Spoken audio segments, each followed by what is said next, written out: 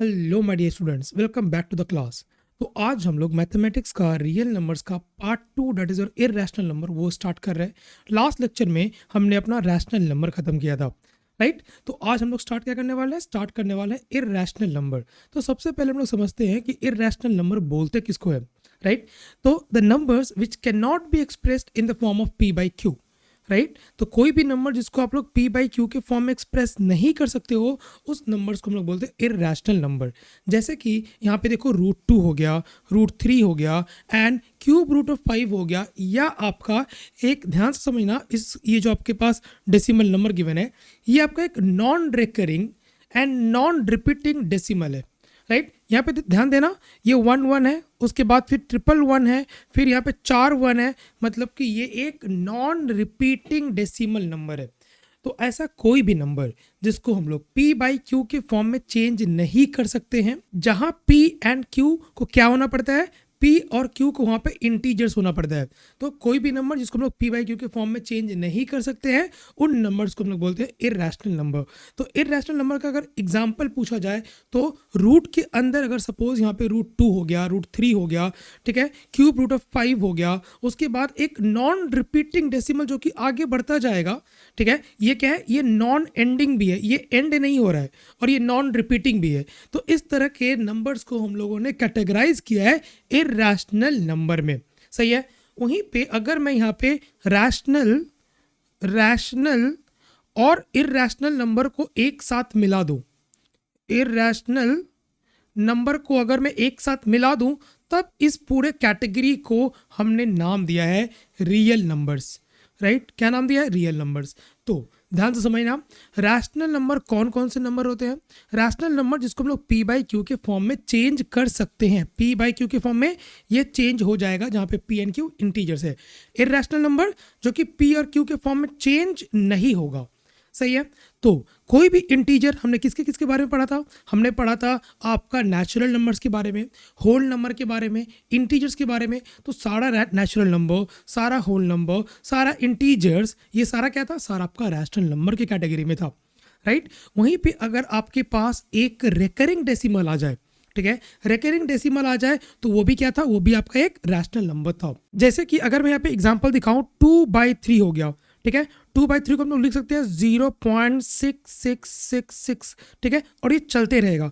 तो इसको हम लोग एक रिकरिंग के फॉर्म में लिख सकते हैं, 0.6 के ऊपर आप लोग रिकरिंग डाल दो। तो ये क्या हो गया? इसका मतलब होगा कि ये आपका 6 जो है वो रिपीट होते रह रहा है, राइट। तो ये किस कैटेगरी में आएगा? ये आ जाएगा आपका रैशनल नंबर की कैटेगरी में। लेकिन अगर कोई नॉन रिपीटिंग डेसिमल है, जैसे कि ये वाला हो गया, ठीक है, और ये सीरीज सपोज चलते रह रहा है, 0 1 2 3 4 5 6 आएगा, अभी फिर 0, अब ये 7 आने वाला है। तो इस तरह के नंबर को हम लोगों को नाम दिया है इररेशनल नंबर। अब हम लोग आगे बढ़ते और देखते हैं कि किसी भी इररेशनल नंबर को नंबर लाइन में किस तरह से हम लोग रिप्रेजेंट करते हैं। लेकिन वो समझने से पहले हमें थोड़ा पाइथागोरस थ्योरम समझना पड़ेगा। तो पाइथागोरस थ्योरम एप्लीकेबल होता है राइट एंगल ट्रायंगल्स में। तो सपोज अगर आपके पास एक राइट एंगल ट्रायंगल है, ये एक राइट एंगल ट्रायंगल है, ठीक है, तो इसको हम लोग बोलते हैं बेस, जिसको हम लोग बी से रिप्रेजेंट करते हैं। ये हो गया हमारा परपेंडिकुलर, और ये हो गया हमारा हाइपोटेन्यूज। और यहाँ पे एक फॉर्मूला फॉलो होता है जो कि है h² equal to p² plus b², right. तो ये फॉर्मूला आप सबको बहुत ही अच्छे से याद होना चाहिए। ये h क्या है? ये h आपका हाइपोटेन्यूज, p क्या है? परपेंडिकुलर, b क्या है? बेस। एक एग्जांपल दिखा दो। सपोज यहाँ पे एक साइड आपने ले लिया है 1, दूसरा भी साइड आपने ले लिया है 1 यूनिट, राइट। ये हो गया आपका 1 यूनिट, ये भी हो गया आपका 1 यूनिट। तो ये हाइपोटेन्यूज का लेंथ कितना होगा? हाइपोटेन्यूज का लेंथ निकालने के लिए मैं इस फॉर्मूला का यूज करूंगा। तो यहाँ पे h² का वैल्यू हो जाएगा 1² प्लस 1²। दिस इंप्लाइज कि h का वैल्यू हो जाएगा √1² प्लस 1²।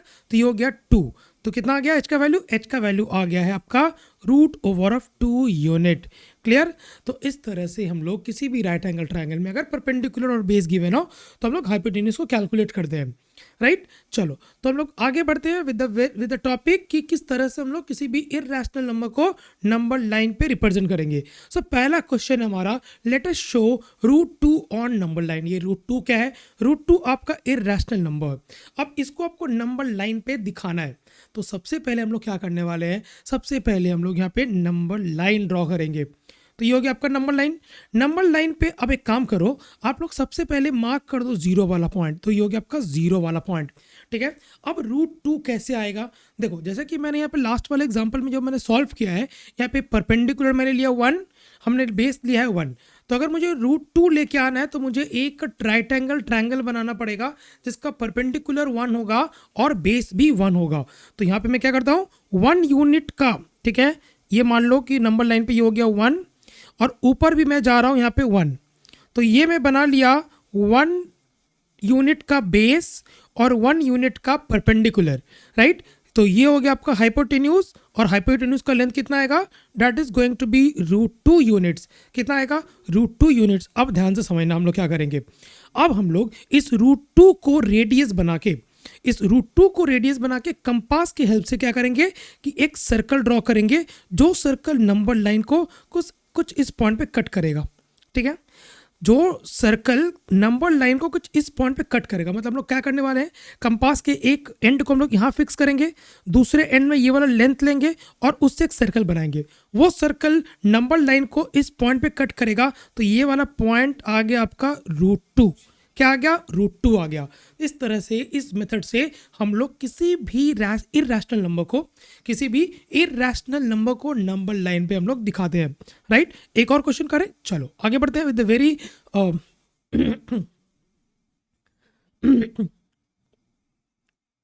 तो आगे बढ़ते हैं विद द क्वेश्चन नंबर 2। क्या गिवन है, let us show root three on the number line. अब बताओ ये रूट थ्री हम लोग कैसे लाएंगे। तो रूट थ्री लाने के लिए थोड़ा ध्यान देना, हमने रूट टू ले आया, तो अगर मैं यहाँ पे रूट टू का स्क्वायर करूँ और 1 का स्क्वायर करूँ और इसका अगर मैं रूट कर दूँ, कितना आएगा ये, देखो ध्यान से, ये आ गया आपके पास रूट टू का स्क्वायर मतलब 2 हो गया, 1 का स्क्वायर मतलब 1 हो गया, and this is coming as root over of 3। तो मेथड को फॉलो करना। अगेन हम लोग क्या करने वाले हैं, सबसे पहले हम लोग ड्रॉ करेंगे नंबर लाइन, ठीक है। ये हो गया हमारा नंबर लाइन। नंबर लाइन पे सबसे पहले हम लोग रिप्रेजेंट कर देते हैं हमारा 0। तो हो गया 0, ये हो गया आपका 1, राइट। अगेन एक ट्रायंगल बना लो जिसका ये वाला हाइट कितना होगा, this is going to be 1 unit, और ये हो गया आपका राइट एंगल ट्रायंगल जिसका हाइपोटेन्यूज का लेंथ आने वाला है रूट टू यूनिट्स। यहाँ तक क्लियर है, कोई डाउट नहीं है। अब हम लोग क्या करने वाले हैं, इस हाइपोटेन्यूज की हेल्प से एक और राइट एंगल ट्रायंगल बनाएंगे। तो यहाँ पे आप एक परपेंडिकुलर ड्रॉ कर दो, ठीक है। परपेंडिकुलर ड्रॉ कर दिए। इस परपेंडिकुलर का लेंथ कितना होना चाहिए, 1 यूनिट होना चाहिए। कितना, 1 यूनिट। अब देखो ध्यान से, ये हो गया 90 डिग्री, ठीक है।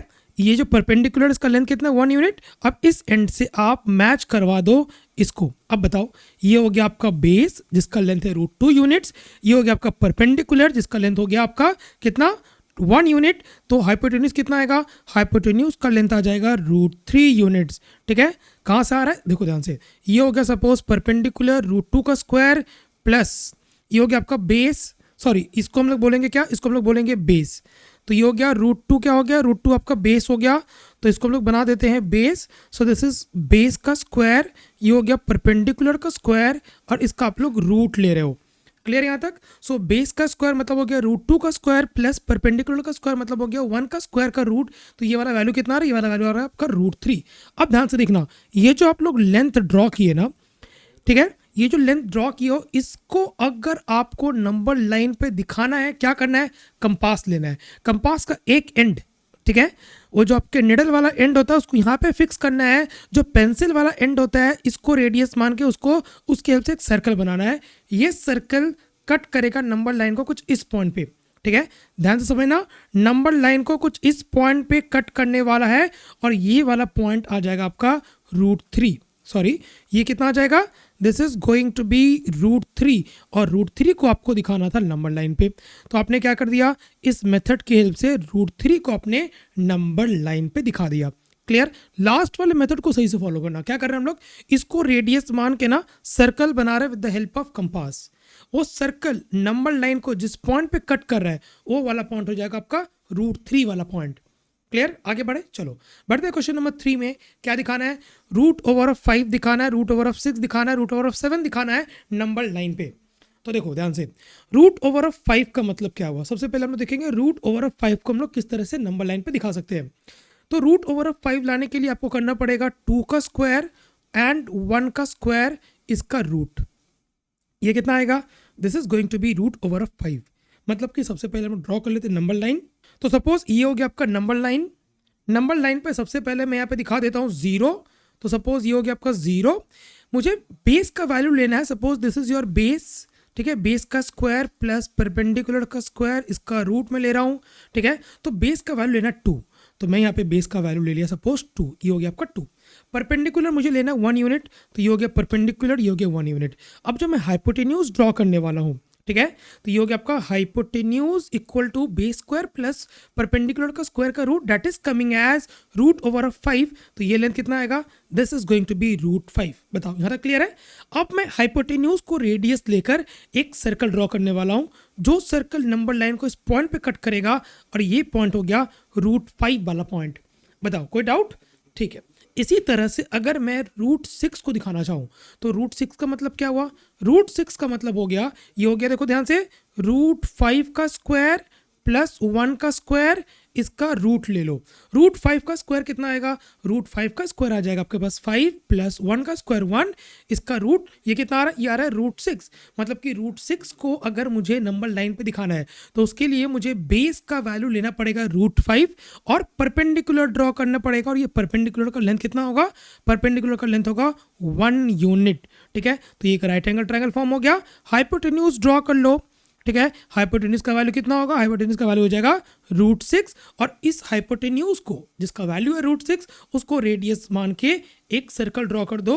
और ये सर्कल नंबर लाइन को जहां पे कट करने वाला है, that point is going to be root 6 वाला पॉइंट। क्लियर, आगे बढ़े, चलो देखो यहाँ पे रूट 7 को भी मुझे नंबर लाइन पे दिखाना है। तो रूट 7 को अगर नंबर लाइन पे दिखाना है, तो हम लोग क्या करेंगे? रूट 7 के केस में हम लोग इसको कर लेंगे रूट ओवर ऑफ 6 का स्क्वायर प्लस 1 का स्क्वायर का रूट। मतलब कि इस केस में परपेंडिकुलर का वैल्यू हो गया आपका, या फिर ऐसे सोचो कि बेस का वैल्यू हो गया आपका, बी का वैल्यू हो गया रूट 6 और परपेंडिकुलर का वैल्यू हो गया आपका कितना? 1 यूनिट, ठीक है। इसका हम लोग क्या कर रहे हैं? रूट कर रहे हैं हाइपोटेन्यूज निकालने के लिए। तो अगेन मैं इस वाले रूट 6 का हेल्प लेने वाला हूँ, और यहाँ पे मैं एक परपेंडिकुलर ड्रॉ करूँगा, ठीक है। राइट एंगल ट्रायंगल फॉर्म होना चाहिए। इसका मैं हाइपोटेन्यूज ड्रॉ करूँगा, और इसका वैल्यू आ जाएगा रूट ओवर ऑफ 7। अब इस रूट ओवर ऑफ 7 को रेडियस मान के मैं यहाँ पे एक सर्कल ड्रॉ करने वाला हूँ, जो कि नंबर लाइन को कट करेगा कुछ इस पॉइंट पे, और ये वाला वैल्यू कितना होगा? रूट 7। बताओ यहाँ तक क्लियर है? ठीक है, बढ़ते हैं नेक्स्ट क्वेश्चन की तरफ। Question number 4, are addition, subtraction, multiplication and division of two irrational numbers irrational. तो हमें यहाँ पे क्या बताना है कि दो इररेशनल नंबर का मल्टीप्लिकेशन, ठीक है, सब्ट्रैक्शन, डिवीजन, एडिशन, ये क्या आपको इररेशनल दे रहा है, ठीक है। तो सबसे पहले हम लोग एडिशन वाला केस लेते हैं, ठीक है। तो एडिशन वाले केस में मैं यहाँ पे दो इररेशनल नंबर ले रहा हूँ। सपोज मैंने यहाँ पे लिया है 5 और एक नंबर लिया है मैंने यहाँ पे माइनस नहीं, यहाँ पे एक काम करते हैं, एक नंबर मैं यहाँ पे ले लेता हूँ प्लस में रूट ओवर ऑफ 5 ले लो विथ माइनस साइन। अब बताओ कितना आएगा? This is going to be root 5 minus root 5 and that is going to be 0। तो अगर मैं माइनस में रूट 5 ले रहा हूँ, इसके साथ मैं रूट 5 को ऐड कर रहा हूँ, इस केस में दोनों इररेशनल है, वैल्यू कितना आ गया? 0 आ गया। तो 0 बताओ क्या है? 0 आपका एक रैशनल नंबर है। 0 क्या है? 0 आपका एक रैशनल नंबर है। इसका मतलब ये हुआ कि दो इररेशनल नंबर का जो एडिशन होगा वो हमेशा इररेशनल नहीं हो सकता है। क्लियर? अगर मैं यहाँ पे केस लेता हूँ रूट 5 प्लस रूट 2, तब ये क्या है? ये आपका एक इररेशनल नंबर है, right? This is your irrational number. लेकिन ऑलवेज वाले केस के लिए वैलिड नहीं है। हमेशा अगर मैं ऐसा बोलूँ कि हमेशा क्या दो इररेशनल नंबर का समेशन या एडिशन या सब्ट्रैक्शन इररेशनल होगा, the answer will be no, ठीक है। एक एग्जांपल यहाँ पे आप लोग यहाँ पे देख सकते हो कि दो यहाँ पे इररेशनल नंबर है, रूट 5 एंड माइनस रूट 5, दोनों का सम किया, आंसर कितना है? 0। 0 क्या पे रैशनल नंबर है। इसी तरह से अगर मैं सब्ट्रैक्शन लूँ, ठीक है, दो इररेशनल ले लिया, रूट 7 माइनस रूट 7 ले लिया, कितना आ गया? 0 आ गया। मतलब कि इस केस में भी, सब्ट्रैक्शन वाले केस में भी, दो इररेशनल नंबर का जो सब्ट्रैक्शन होगा वो हमेशा एक इररेशनल नहीं होगा, वो रैशनल हो सकता है। क्लियर? आगे बढ़े, चलो अब हम लोग लेते हैं मल्टीप्लिकेशन वाला केस। तो मल्टीप्लिकेशन वाले केस में मैं यहाँ पे लेता हूँ दो इर्रेशनल नंबर, ठीक है, बहुत common irrational number, that is √3 into √3 ले लिया। ये कितना आ गया, ये आ गया आपका 3, राइट। ये क्या है, ये आपका एक रैशनल नंबर है।